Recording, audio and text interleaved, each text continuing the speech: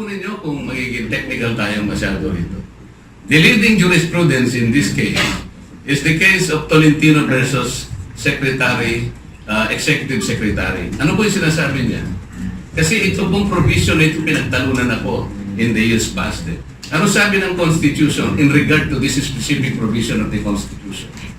Parehas lang kayo, sabi niya.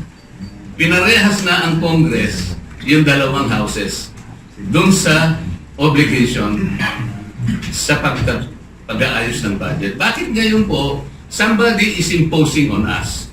Kung equal lang po kami, base sa panukat na nasalit ng Korte Suprema, why is it the Senate is trying to impose on us on our job of simply itemizing the expense on the part of the House of Representatives?